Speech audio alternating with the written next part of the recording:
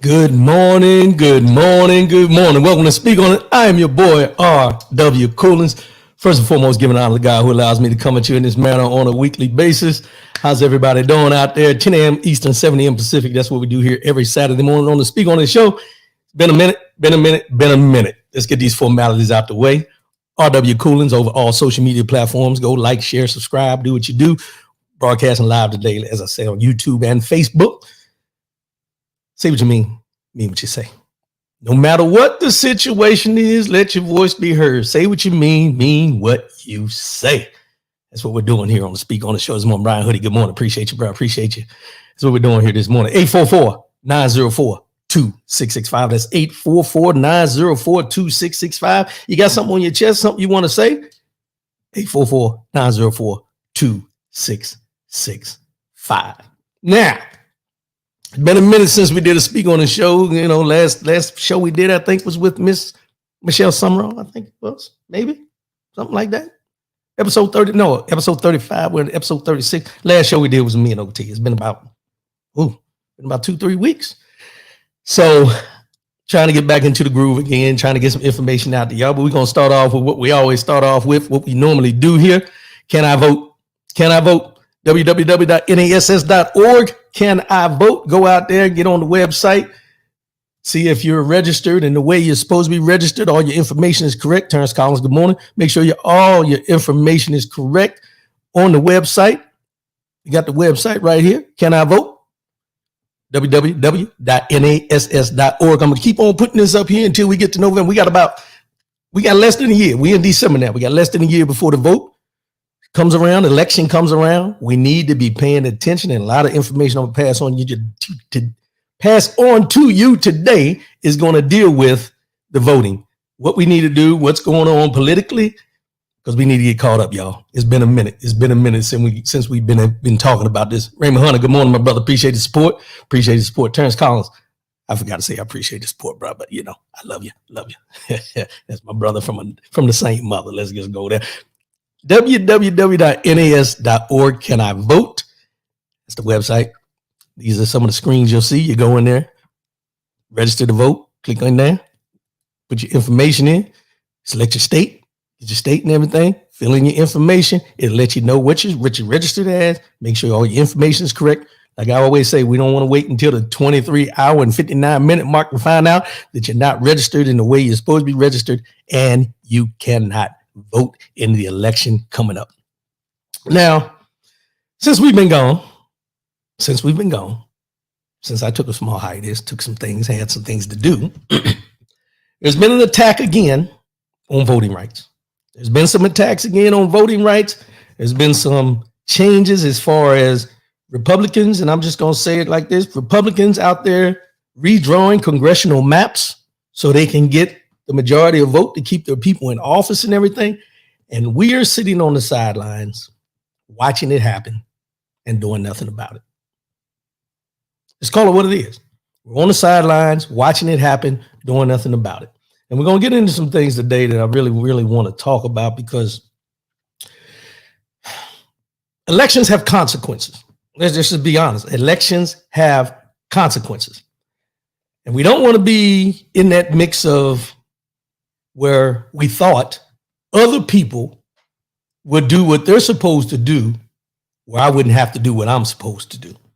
We all have a part in this process. We all have choices to make in this process. We need to be cognizant of who we're choosing in this process. Let's just be honest. And I want to start off today. I'm jumping around. I got my agenda here, but I'm jumping around here. And when I say be conscious of what's going on in this process, I'm going to start with this. Mark Fisher. A lot of people don't know who Mark Fisher is. I didn't know who Mark Fisher was. But Mark Fisher is an African-American brother. It's been out in the media circuits proclaiming that he's a former BLM, Black Lives Matter,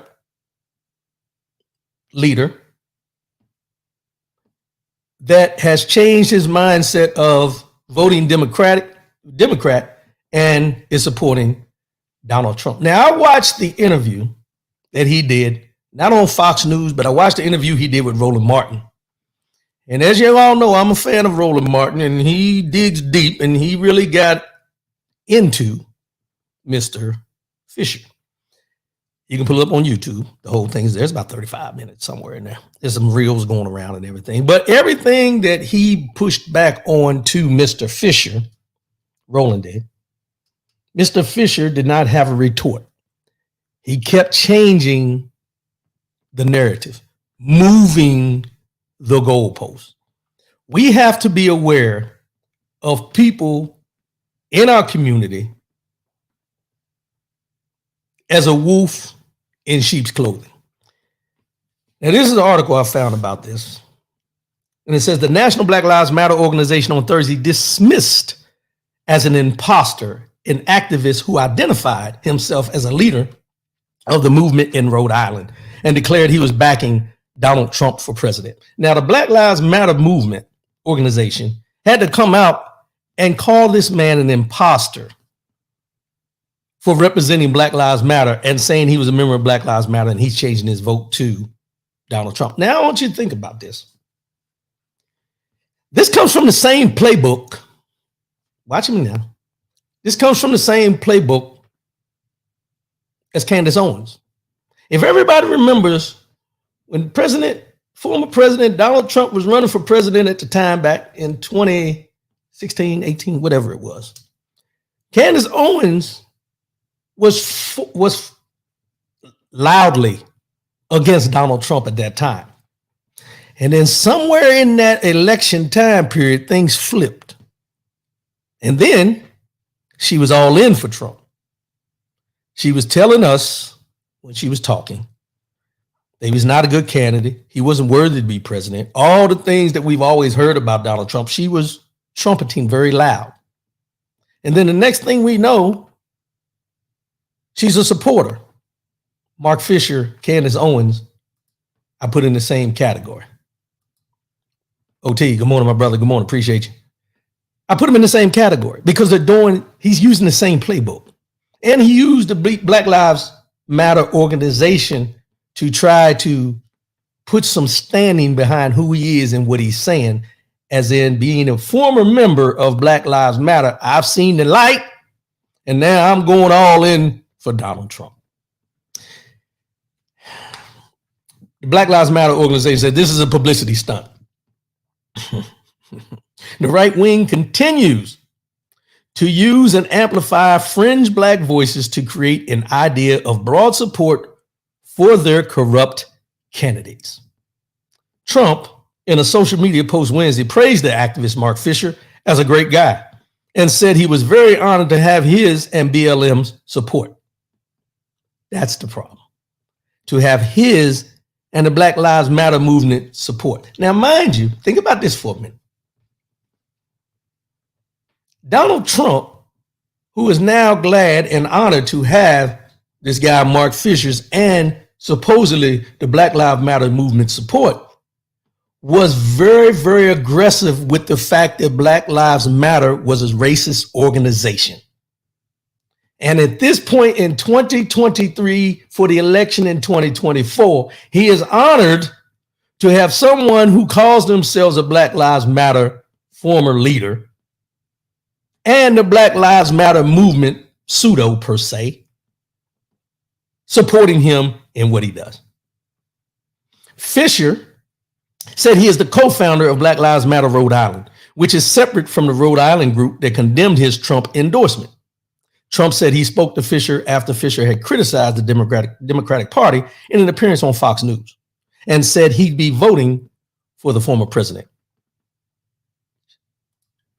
Raymond Hunter, it is called grifting. Claiming a liberal entity was so bad you had to leave. Some way I voted for Obama, then change, write a book, etc.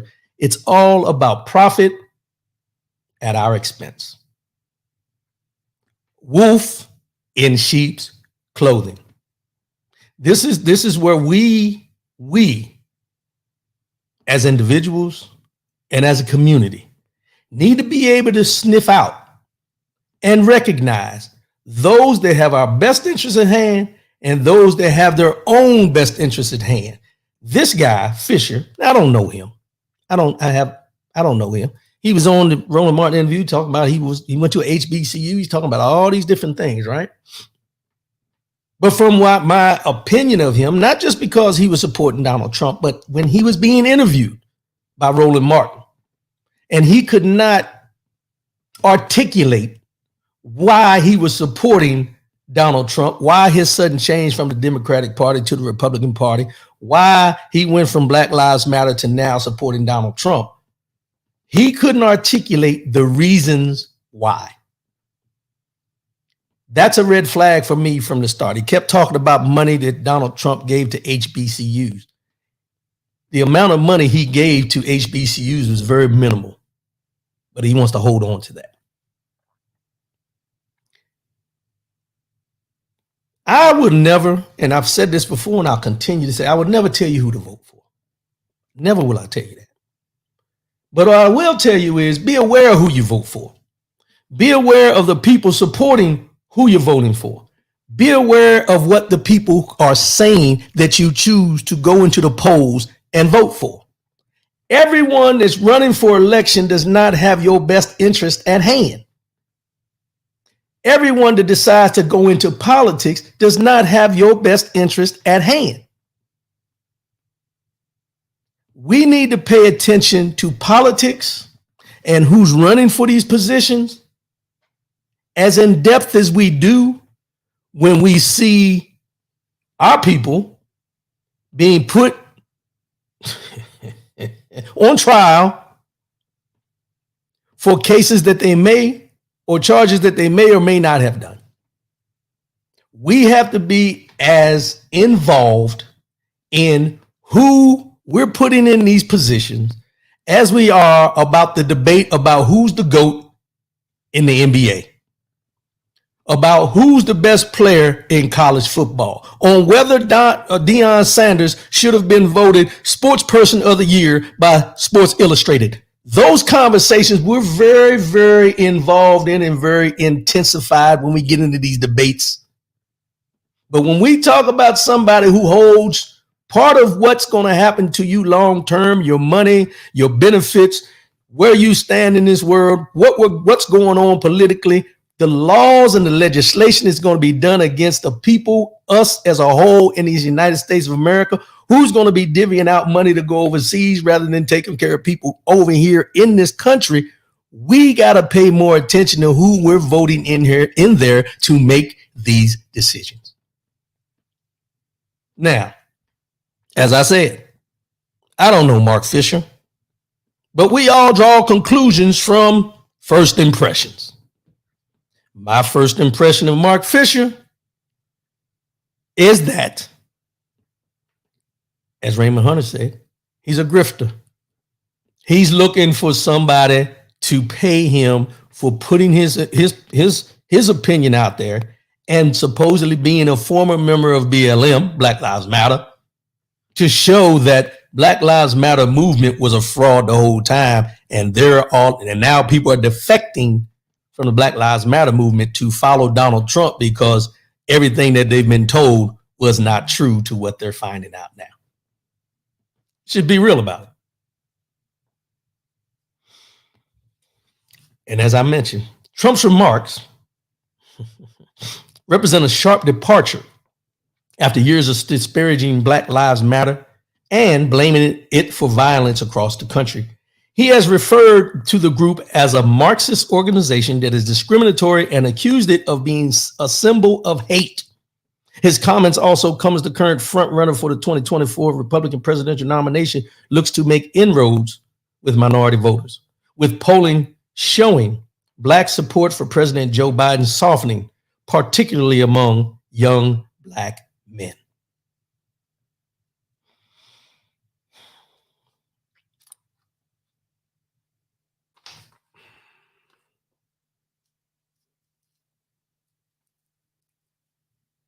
I just wanted to pause there so you can think about this for a minute.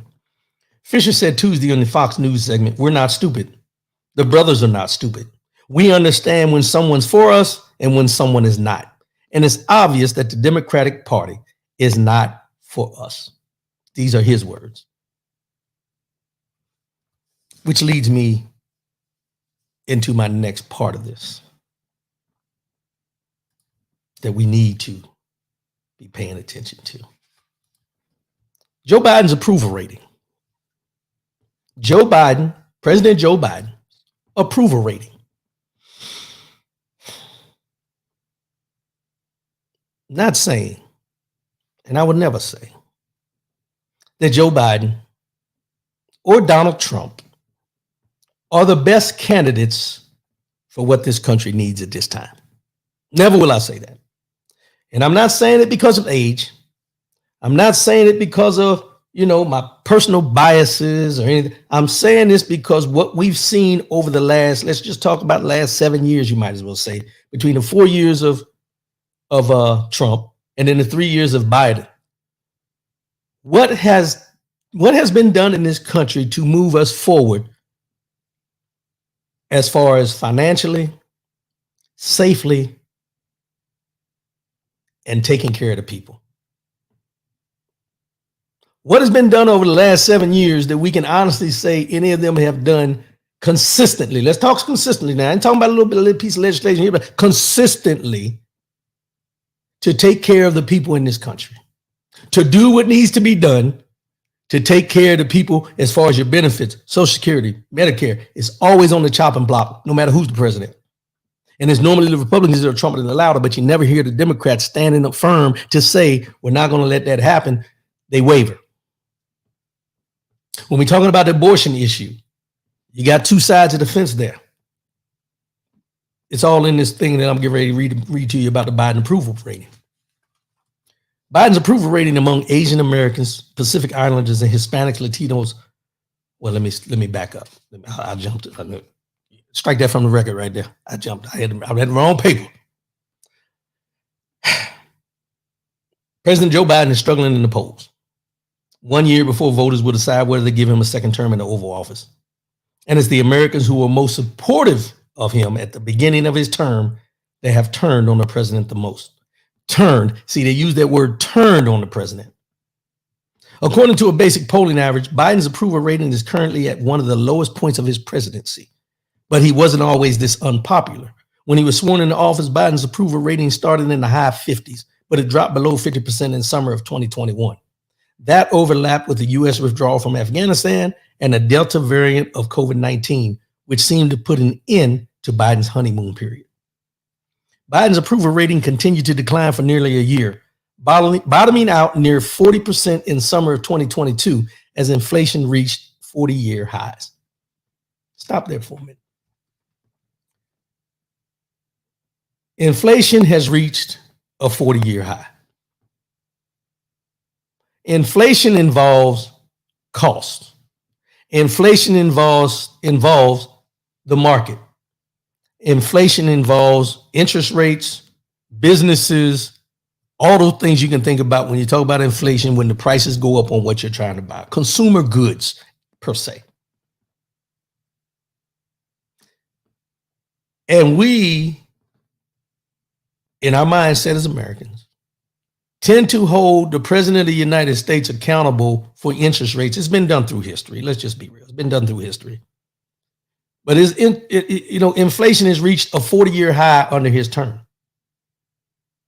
But it rebounded that fall, not long after the Supreme Court decision in Dobbs versus Jackson Women's Health Organization, which overturned federal abortion rights.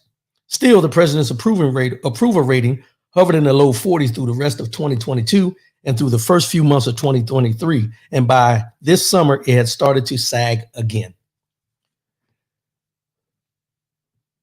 40-year high interest rates. Inflation, right? Inflation record of 40 years reached 40-year highs. We had the overturning of Roe versus Wade for abortion rights. We're in a part where Biden's approval rating is dipping because a lot of us aren't paying attention. Not to the fact that inflation is high, not to the fact that abortion has been overturned and some states is still legal and they're fighting in the courts about this and everything.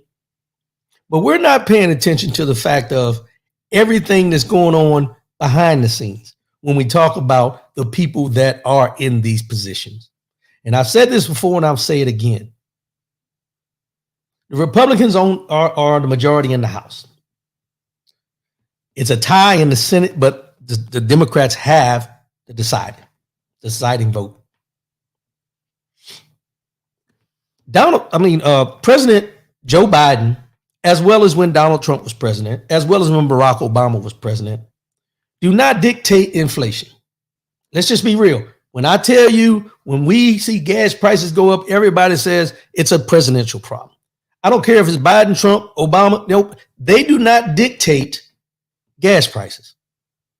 They do not dictate grocery prices. Things that are going on in the world dictate these things. Now, I will say it this way. When we talk about inflation, when we talk about abortion, when we talk about those things that hit close to home with you, your 401k, I've heard people say when President Trump was in there, the 401k was overflowing. And then when he left office, it dropped back down. Your 401k is very important to a lot of people. Your 401k is important to you. But your 401k is not going to mean anything at the time when you get ready to pull it out if inflation is high due to consumer goods being inflated because they're trying to recoup the costs that they've lost during the pandemic. Let's just be honest about this. You may say it's conjecture. I'm telling you what I see and what I know. Prices, car prices, everything inflated after the pandemic. After we were able to get back out in the streets, prices went up. Supply and demand. So when we talk about a president's approval ratings dropping, my biggest question when you see these statistics about these percentages, what questions are they asking? What are the caveats to what they're asking and why people feel the way they do when they go to the polls? See, those are the things they don't tell us. They just say the approval rating has dropped. And this one says, amongst African Americans, Joe Biden's approval rating has taken the largest decrease of anybody among African Americans. So now you have to ask, who are they asking? In what capacity are they asking? And exactly what is the question that they're asking for you to come out and say that his approval rating is dropping? And does it affect the fact, and we hear this question asked a lot, if Donald Trump gets acquitted, will you still vote for him? Or if he gets found guilty, will you still vote for him? What is the question they're asking about Joe Biden? We're saying that his approval rating has dropped, but are they asking, will these people, in spite they don't approve of everything he's doing, will they still vote for him? We don't see those polls. We don't see those polls. Why is that? Raymond Hunter, remember, he did not want to run. He was begged because we did not want Trump again.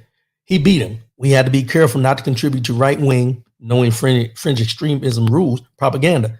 Joe Biden is our guy, period. Some people will agree. Some people will disagree. But my biggest thing is with people, what we have to do is step back for a minute and get out of this tunnel vision and look at the big picture. Let's look at the big picture. If you take normal, everyday Joe Biden, Donald Trump, no political affiliation, just a guy that's running a business out here in your community, who are you more prone to trust? Take the president out of it. Take all the things you know about both of them out of there. Because here's the thing. Both have checkered backgrounds when it comes to us.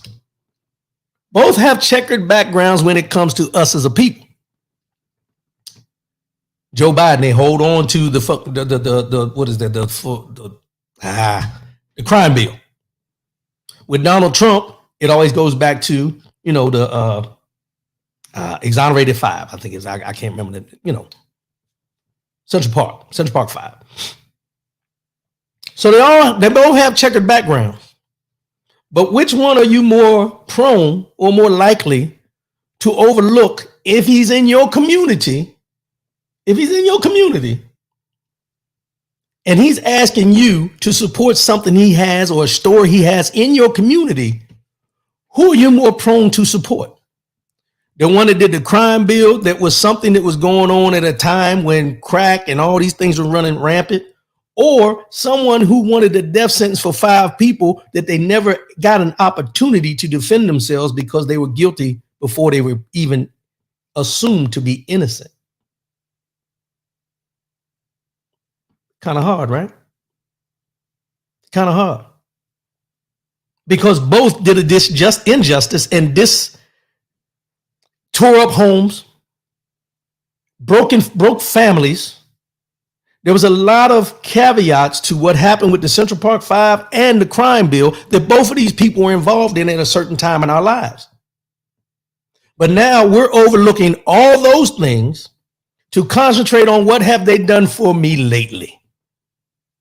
As far as inflation, as far as my 401k, as far as whether we're at war, as far as Obamacare, as far as anything and everything that is important to us now, that we're not being, charged, or this person is not the main one putting a full page ads in the New York Times to say these 5 men should be put to death, get the death penalty for something they didn't do.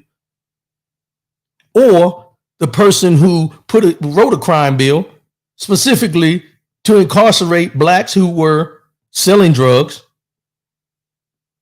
at a time. Which one? Let's get back to the basics, y'all. If we want to go up to now, let's look at now. Let's look at what they've done since those two incidents that both of them had, and let's look at what they've done leading up after that. Can you name anything that they've done to help anybody? Joe Biden's been a politician for how long? Ever. When you leave a 4 off, that's a long time. Ever. Donald Trump's all about making money, and he doesn't care who he steps on along the way. If you have that mentality, what makes you think he's changing that mentality because you put president in front of his name? If anything, it's going to get worse than it was before he had the title, which is what we're seeing. When you talk about Joe Biden, they call him Sleepy Joe and all this, but let me just say this. And this is not to defend him. This is just to put a highlight on things. Every one of us is going to grow old. We're growing old by the day. Every one of us is going to function differently at the age of 80 than we did at 45. Every one of us is going to lose some mobility. Every one of us is going to lose some maybe mental sharpness. Every one of us is going to age gracefully, but there's certain things that are going to decline. But people will look and let them tell you about Joe Biden, but nobody's concentrating on Donald Trump. Nobody's concentrating on Mitch McConnell unless you see a video where he's standing in front of a podium and freezes up. We have to be very cognizant of what we're paying attention to when they're talking about these people who are going to be in these positions to make decisions for our livelihood. Not just the president, but the senators, the congressmen, your local congressional people, district attorneys, all the way down the line. So when we talk about an approval rating for the president, what are we really talking about? Is this a popularity contest, or is this about finding out who's going to put legislation out there that's going to benefit us long term? Which one is it? Because if you come and ask me right now, I can't tell you who I think is the best person for me going forward. Yeah, did I vote for Biden? I ain't got no problem saying, yeah, I voted for Biden. Because after the 4 years of Trump, I felt that was the best choice at that time. But if you would ask me today, I don't know. But one thing I'm not going to do is stay away from the polls. Like I hear a lot of us saying that we're not going to go to the polls, which defeats the purpose of everything our ancestors did to get us the opportunity to go to the polls. Sometimes we can be so lethargic in our thinking, where we think if I don't do, it's better. If I don't go to the polls, it's not going to matter. If I decide not to vote, I'll just take whatever's coming to me. And then the day after the election, you start complaining about what you're going to get, what you ain't going to get, what they ain't going to do, what they didn't do. All those things come out of the mouths of us after we didn't do our due diligence. If you go to the polls and you vote for somebody and that person doesn't win, at least you did what you were supposed to do. And you can sleep good at night. But if you didn't go, it's like they always say, if you're not part of the solution, you are the problem.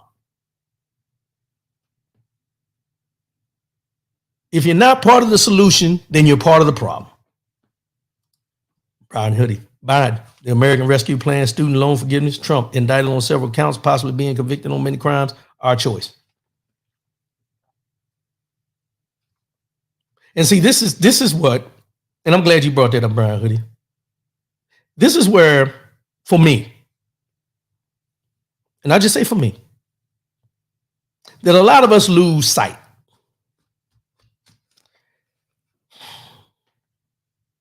Let me give you a scenario. If I live in your neighborhood, or I'm a friend of yours, and I've been indicted on counts, money fraud, money laundering, RICO charges, whatever you want to bring up, I've been charged with something. You may have been a friend of mine. But with the swirl of all the attention going around me, you choose to distance yourself. But then when I need to reach out, I reach out to you and I'm trying to figure out which way I'm going to go. And I'm asking you, hey, man, can you support me in this? Can you honestly say that you would do that for me? When you know everything that is being charged against me, whether it's being proven or not, but I'm in this swirl of controversy, that you would truly support me or even say that I'm behind you 100%. No matter what they're saying about you, I'm behind you 100% because I know you didn't do it. Now I want you to flip that and think about what we think about when we say something about Donald Trump. Mind you, this man has done things while he was in office that puts each and every American citizen in harm's way. Classified documents, number one. And we are still having people out here that entrust this person to hold that position again with everything we know right now. Right, wrong, and different. Right, wrong, and different. People are still willing to support this person who has shown that he has no problem partaking in criminal activity.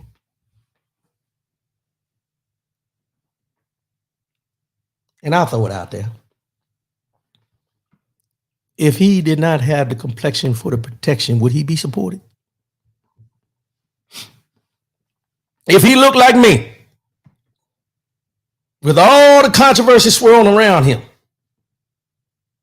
would they still be Collins 2024? Just a question. Raymond Hunter, do you believe in the accuracy of approval ratings? I believe in the accuracy if they reveal exactly what the questions that were asked to the people. You never really get, if you notice, they never really tell you the context in how they ask the questions, who they ask the question to. They just say African Americans. Well, let's ask this question. What were the earning wages of the people that you were talking to? What neighborhoods did you go and talk to the people that you're asking these questions to?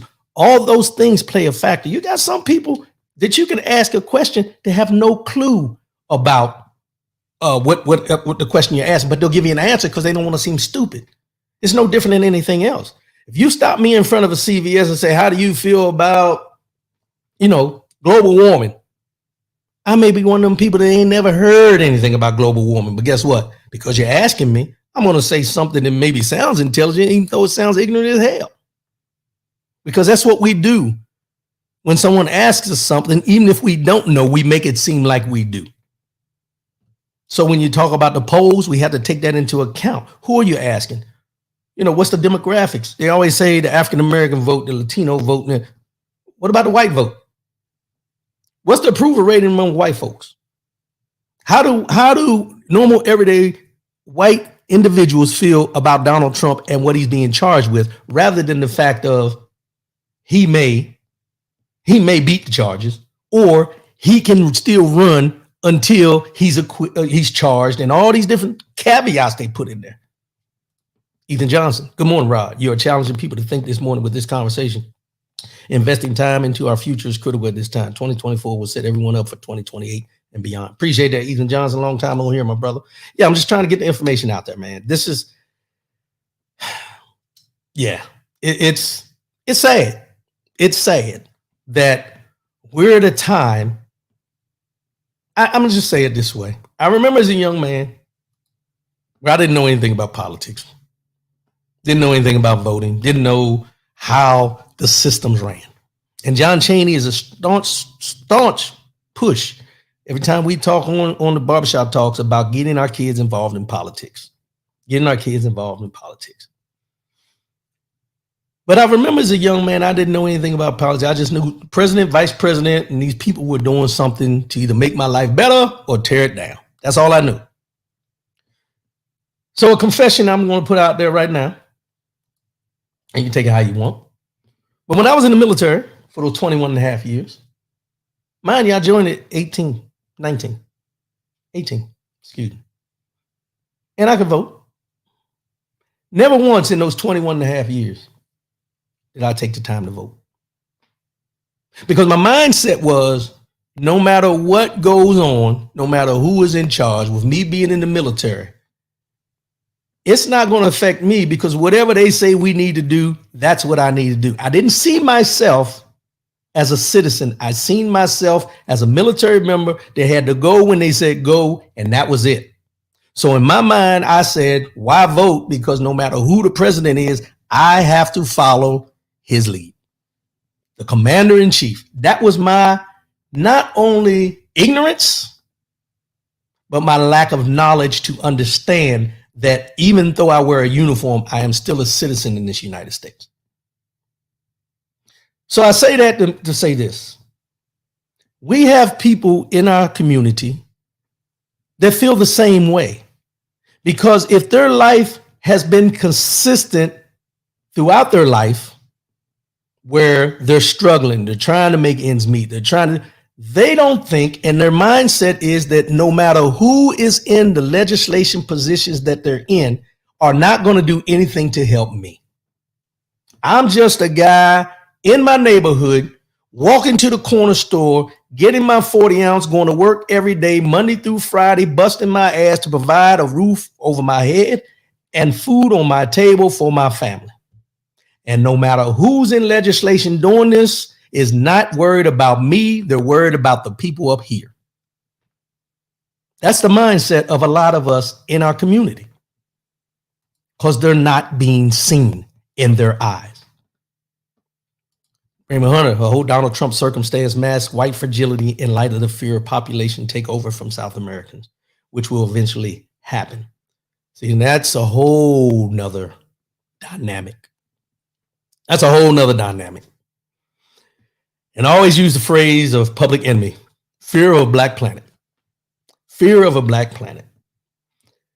When you talk about the fear and the fragility in light of the fear, white fragility in light of the fear of population takeover from South Americans, this fear has always been there. I will say it this way. The abortion issue, in my opinion, the abortion issue and everything that's being legislated now as far as the voting rights and redrawing the lines and red lines here and who can vote, and so we can put these people in office and all these are specifically done to keep the white male position in power. You call it what you want. It is what it is. You may not agree, but if you go back and look through history, this is what this country has always stood on, is the white male power dominance, no matter what the situation is. People will say, well, we did have a black president. Did we? Did we? This is nothing against President Barack Obama, but did we have our first black president? Because as I always tell people, it's going to ruffle a couple fellas, but I'm just going to put it out there. Barack Obama became president after serving one term as a senator. Barack Obama became president and a nominee for the Democratic got the nomination to be the Democratic person for president at that time because of one speech. You don't believe me? Go back and read it. Go back and look at it. Nobody other than the people in Chicago, Illinois, knew who Barack Obama was until he gave one speech. And that was a speech at the Democratic National Convention when he was a senator. And from that point on, from when he gave that speech,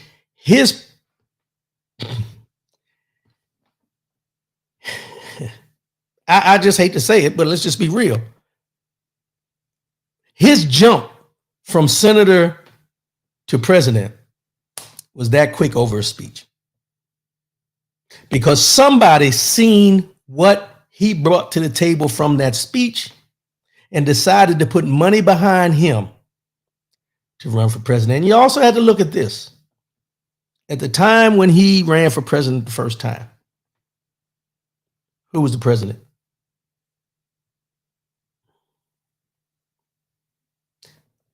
George W. Bush was concluding his second term. His second term. Wide open. It was wide open. After George W. Bush, people were kind of down on the Republican Party. What's the best way to finally get a black president symbolism in office than at this time? Someone that is approachable, someone that's a great orator, someone that has that biracial aspect to them. Not too black, not too white. Now I say this facetiously, but I'm telling you what I think and what I've seen and what I've read. At the end of the day, the people who put Barack Obama in the position to become president, didn't look like him. The people who funded his candidacy didn't look like him. The people who were the puppet masters that put him there didn't look like him. But the ones who voted him in looked like him. We went to the polls in droves to get him elected, and they knew it would work. Now, this is not to minimize his presidency. I think he did some good things. There were some things he could have done better. But I'm just telling you to look through history at what we do. What's shiny and important to me at this time, every 4 years, is when I'm going to go to the polls and make my voice be heard. We don't go to 2 years here, to 2 years in between. We don't do that when it comes to our senators and our congressmen and everything. Think about how many African-American congressmen there are, and think about how many African-American senators there are. Why is that? It's not that they're not running. It's not that they're not out there. We don't pay attention. We have to get better at how we monitor the things that are going on. It's just like in your communities. You can have an all-black community and not have any black African-American representation in the legislation in your own community. Why is that? Let me break it down for you. If you got me in the community running for a position, and you got another guy, a white guy, running for the same position, everyone in that community that looks like me will find a reason to call me a sellout or anything else to prevent me from being able to come in and help the community that I'm involved in. Because we put our personal opinions and biases in front of the fact of the long-term goals. Now, I'm not saying everybody acts like that. I'm not saying that. But if someone has a problem with me personally, they let it bleed into the professional. I may be the best candidate to change everything in my own community, but my own community will find reasons not to put me in the position because it's personal, not professional. Let's call it what it is. So it goes back to what Raymond Hunter asked about approval ratings. Subjective. Raymond Hunter, Bush tanked the country. We were facing disaster worse than the stock market crash and the depression combined. The country was about to go belly up. Companies were sending their headquarters overseas to places like Ireland. Obama saved the nation with financial bailouts. Yeah, he did. But I'm talking about before he got in. Before he got in. He did it. He did a good job.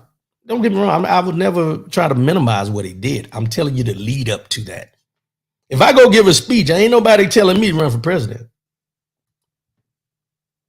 And the big knock on him was what? He was a grassroots organizer. That's how he got started. No politics involved until he became a senator. One term, senator, now president. 8 years. We gave him 8 years. So when we talk about, like I said, when we talk about approval ratings, if you ask anybody, if you took an honest poll, amongst African Americans and asked them, why did you vote for Barack Obama? I'm gonna go out on a limb and say about 85% would tell you because he was black. Nothing wrong with that. Don't get me wrong. Nothing wrong with that, because 85 to 90% of people that didn't vote for Barack Obama didn't vote for him because he was black. Let's just be real here. Let's balance some scales there. They didn't vote for him because he was black, and then you had us that voted for him because he was black. But nobody has ever questioned the black vote when it comes to two white men running against each other in an election. Think about that for a minute. Nobody has ever said, why did you vote for him as a black man when you only have 2 white candidates? But when you had a black candidate and you decided to vote for him because he's black and because he had the persona, there was an uproar. Prime example, Colin Powell was one of the most decorated generals that ever served in the military. He was the Secretary of Defense after he retired from the military under George Bush.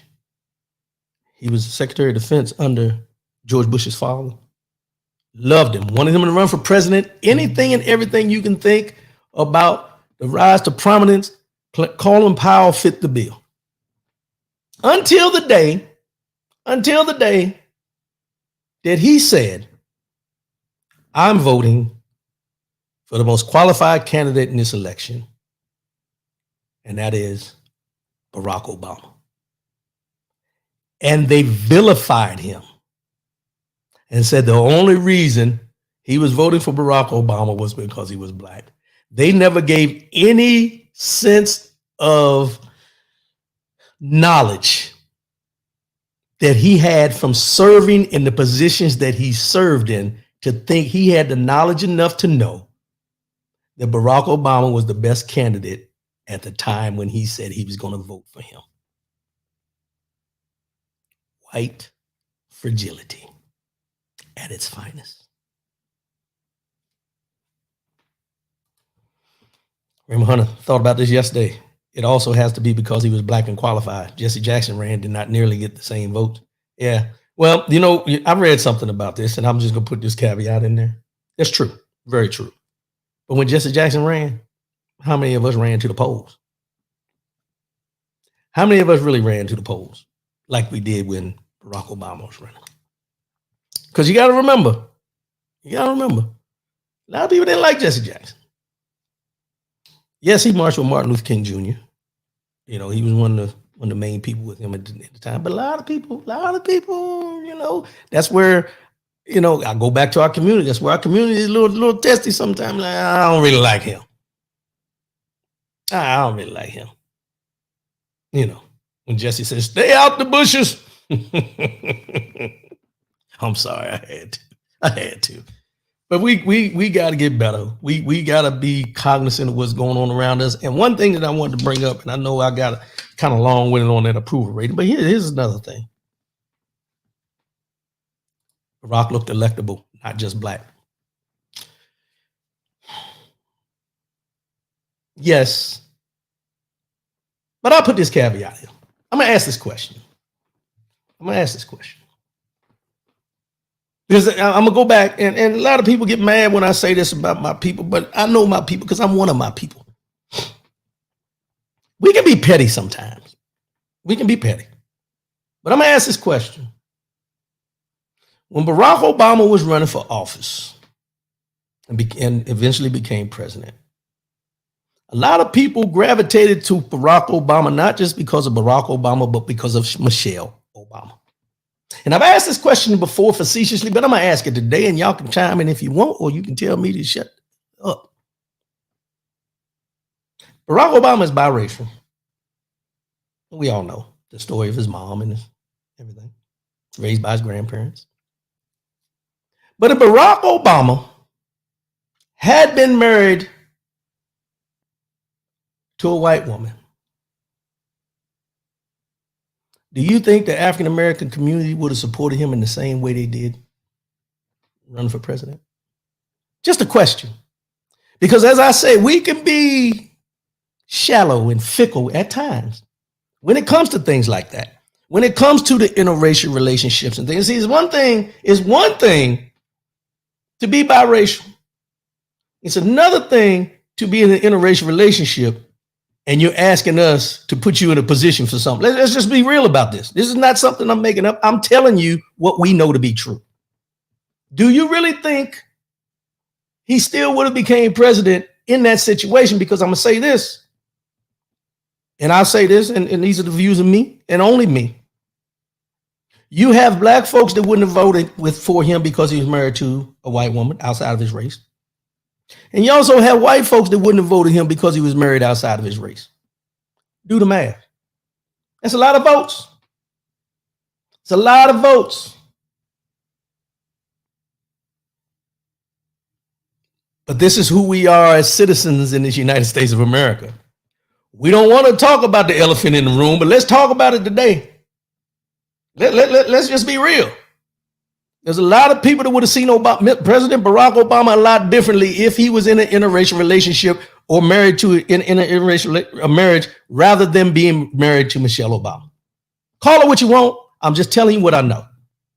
Because we've seen it with our own people, in our own families, in our own communities, in our own lives every day. So running for president, you don't think that things would have been looked at a little differently? We voted because he had a black household with a black woman with him. Thank you, Brian Hoodie. Case dismissed. I'm not saying I'm right. I'm just telling you, those are the things you have to put into the equation when you ask these questions about approval ratings or any of those things, because these things matter.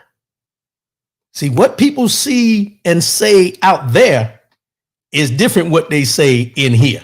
And I'm talking about in your house, in your family, in your community, when it's just you and me and us talking.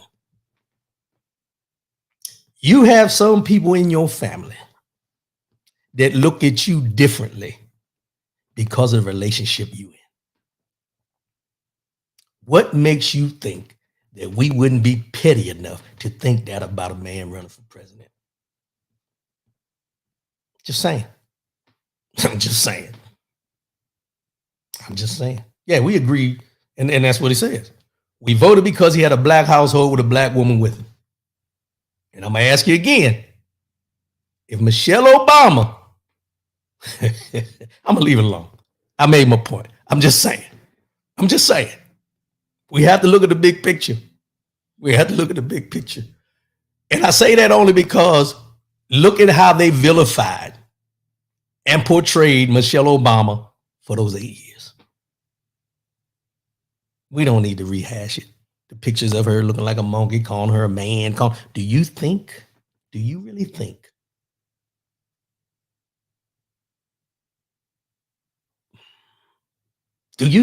Michelle Obama, as a white wife to President Barack Obama, would have been treated the same way? Yes. But they still would have voted for her. She'd have been called all kinds of names.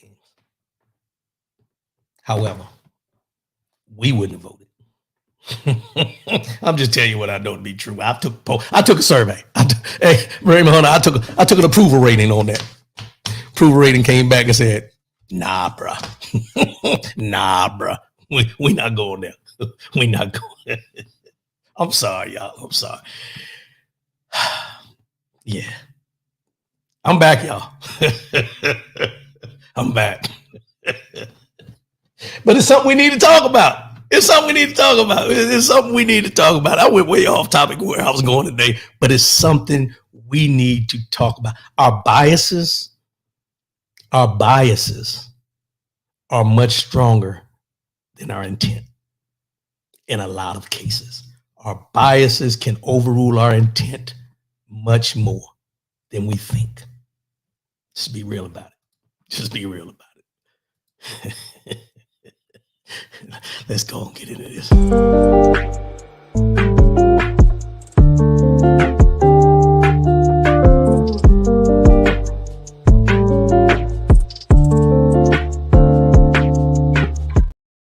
Mind, body, and soul is the year 2023. Trying to become a better you, trying to be better than you were yesterday.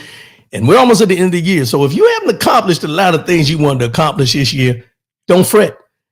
December 31st is not the end all to be all. December 31st for most people is a reset.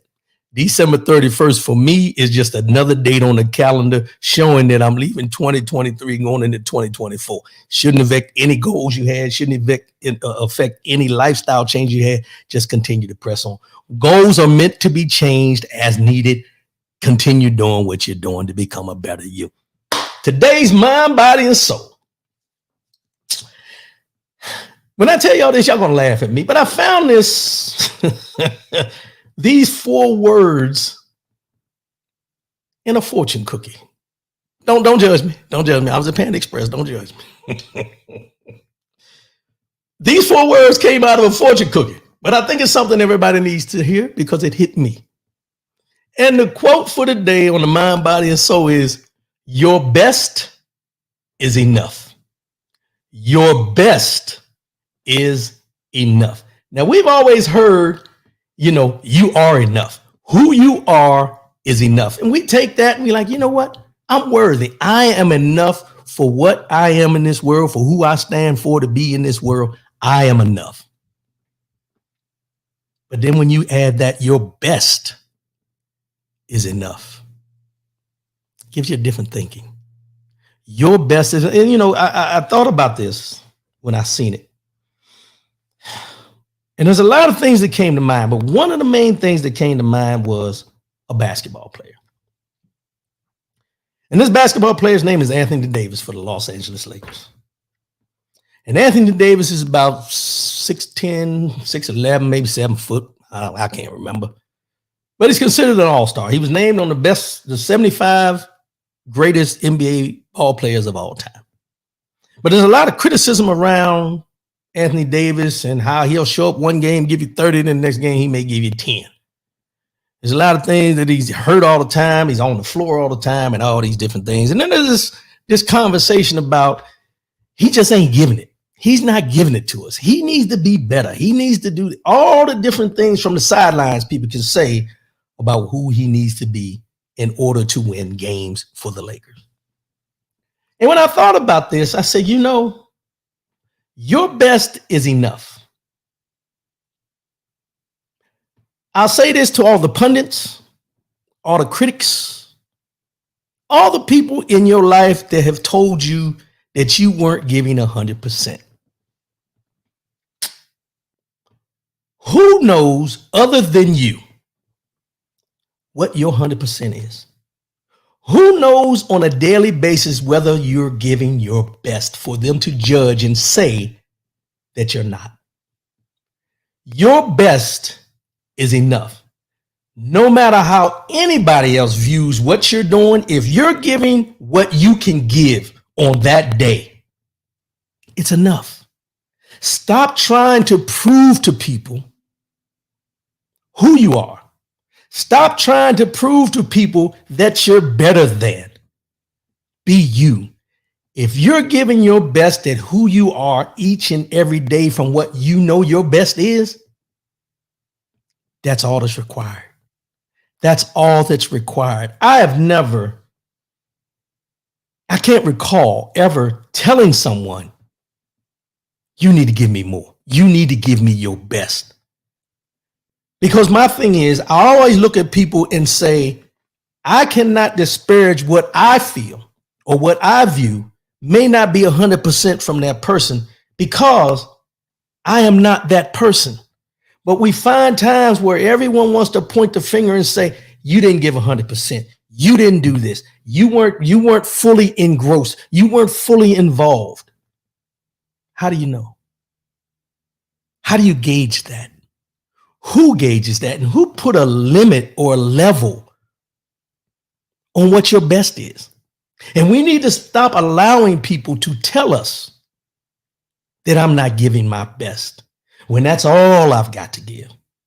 If I go out and play basketball and I walk off the floor and I'm still ready to go again, does that mean I didn't give my best the first time?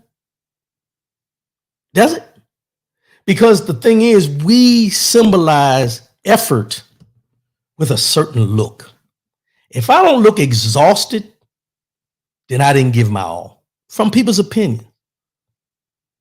If I don't look worn down, or if I don't look like I've been through what I've been through, am I giving my all? Am I giving my best? Stop that. Stop judging people on how they look by how much of an effort they put in. Some people in life, it comes easy. Some people in life, It comes hard. But does that mean neither one is giving their best because it looks easy or because it looks hard? Or are we judging because we know when we haven't given our best that we put that on other folks because we know we fall short? We fall short every day, somehow, some way. And because we know our shortcomings, we tend to put those and our shortcomings on other folks. And a lot of times the reason we do that is to try to make ourselves feel better about the lack of effort that we put in. Your best at whatever you choose to do is enough. You are enough, and your best is enough. Stop allowing people to tear you down for what they misconstrue as lack of effort or just the fact that you don't give a damn. Your best is enough. Keep doing your best at what you do. And don't allow anybody to minimize what your impact is on what you do and who you impact each and every day. Your best is enough. Let's go ahead and wrap this up for today. I appreciate everybody tuning in. It's been a minute, man. I'm back. We're back. Also, hey, pay attention to what's going on in this world. Pay attention politically. Pay attention in the news. Pay attention what's going on around you locally. Everybody does not have your best interest at hand. Live that way. You give people the benefit of the doubt, but don't give them the benefit of the doubt to the point that you're ignorant. I ain't calling nobody ignorant. And when I say ignorant, I'm talking about ignorant to what's really going on. That's what I'm saying. I'm not calling anybody ignorant. Not calling them that. Raymond Hunter, what do you think is the most significant impact to our community this year? Or is it too early to ask? For 2024, I really haven't analyzed it. It's going to be, I don't know. That's something. That's a good question. I had to remember that. But that's something that we probably need to look at, because going into a new year, like you said, for this year, I don't think we ever sit down and really evaluate what's going to impact us as a community. I think every year we concentrate on how we're going to become better for us, but we don't look at what's going to happen long term within our communities. So that's a hard one, but I appreciate that, man. Save it for next time. Yeah, we'll get into that. Matter of fact, that's something we can bring up on the barbershop talk when we get ready to do it. You know, what's the impact on our community this past year, and what do we need to work on going into the new year? Because it's all relevant. You know, it doesn't end at December 31st because it's continuing, but we need to make sure that we have some goals and some highlights of what we need to work on and what we're looking at. I appreciate that, Raymond Hunter. But like I said, we need to, as a whole, we all need to be cognizant of what's going on. And here's another thing. People always tell you there's two things you shouldn't talk about: politics and religion. Nah, we need to talk about what's going on in this world. And if it leads into politics, let's have a conversation. If it leads into religion, let's have a conversation. We need to stop making these things taboo that are going to affect us in more ways than we know. If you know, when you talk about religion, if you're not ready to talk about religion, then don't talk about it. But at least be able to listen, to get an understanding and find out where other people stand, and then go back and do your own research. If you're not comfortable talking about politics, don't talk about politics, but listen, and take that information and do with it what you will, but also do something in the research area that gives you a better understanding of what's going on around you. We cannot continue to be blind to what's going on around us until it hits us in the face. We have to be involved continuously. I ain't saying you got to sit down and watch the evening news every night, because that's a problem right there. Pull up a computer and start reading. Read the articles that are written on inflation. Read the articles that are written on like this environmental push to all these electric vehicles. Read what the ups and the downs and the pros and the cons. Get an understanding of what's going on. Don't just wake up in the morning and say, I'm going to get an electric car because they're going to get rid of gas. It's not that easy. You have to read. You have to want the knowledge in order to get the knowledge. That's all I'm saying. That's all I'm saying. Raymond Hunter, we need to study history, draw parallels. Yeah. History repeats itself. They always say history repeats itself. One way or another. May not be the same, but there's similarities. Why? Because we're all involved. Humans are involved in the history that we know, and humans will be involved in the history that we don't know. Human involvement. That's what it comes down to. Appreciate everybody tuning in. Also, next week, Barbershop Talk. Got fellas going to be on. We're going to be talking about some things, so make sure you tune in. Also, every other Friday after next. That's me and OT have started another podcast. Friday after next. It'd be every other Friday. We did one last night. I apologize to anybody that tuned in. My microphone was distorted and everything, but we'll be better next time. So if you go back and listen to it, I'm sorry. You can just wait till next week. It'll be a whole lot better. I mean, the week after next, it'll be a whole lot better. Microphone was distorted. I don't know what was going on, but we will be doing that every other Friday, the Friday after next podcast. Make sure you tune in, listen to what we got going on. Also, this is back. We're back with the Speak on the Show. Got some other people going to be coming in on this. We're going to be talking about some things. I'm working on getting some politicians on here to talk about some legislation. And I'm also looking to bring on some lawyers, some legal people to try to get an understanding of what's going on with these indictments and all that kind of stuff. I give my opinion. I read what I read, and I give my opinion from where I stand. Like I always tell people, I'm not the end all to be all, but my opinion is my opinion. Your opinion is your opinion. That's why it's called to Speak on the Show. No matter what the situation is, let your voice be heard. Say what you mean what you say. Stand on it. Don't waver. Stand on what you said. If somebody presents something that makes you not change your mind, but to look at it differently, be open to it. Nobody and any time do I come on this show to change anybody's mind. What I come on this show to do is to make you think differently than you did before you turned it on a Saturday morning. That's it. You are who you are. Your beliefs are what your beliefs are. All I'm doing is put the information out to you, not to change your mind, but to make you think differently. That's all it's about. Make you think. That's one thing we don't do is we don't think anymore. We don't think for ourselves. We draw conclusions by what we're being told rather than what we've drawn from our own conclusions and our experiences to put into what we heard. I'm going to leave it at that. As I always say before I sign off, and I love that. I love saying this. Love yourself. Love one another. Keep your head up. And most definitely, keep your faith in God. And I'm out, and we'll see you again next week. Holla at your boy. Peace.